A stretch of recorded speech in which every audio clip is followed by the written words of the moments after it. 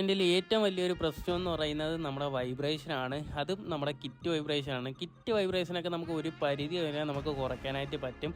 മെയിനായിട്ടുള്ള വൈബ്രേഷനാണ് ഇതാ ഈ കാണുന്ന എഞ്ചിൻ വൈബ്രേഷൻ. ഇത് നിങ്ങളിൽ പലരും ശ്രദ്ധിച്ചിട്ടുണ്ടാവത്തില്ല. എഞ്ചിൻ്റെ ഫൗണ്ടേഷനും കാര്യങ്ങളൊക്കെ ലൂസാണ്, അല്ലെങ്കിൽ ഫൗണ്ടേഷനും കാര്യങ്ങളൊന്നും പ്രോപ്പറായിട്ട് ഇട്ടിട്ടില്ല എന്നുണ്ടെങ്കിൽ നമുക്ക് എഞ്ചിൻ അല്ലെങ്കിൽ റൈഡിങ് കംഫർട്ടിന് നല്ല രീതിക്കുള്ള ബുദ്ധിമുട്ടും കാര്യങ്ങളും വണ്ടിയുടെ സൈഡിൽ നിന്നുണ്ടാവും.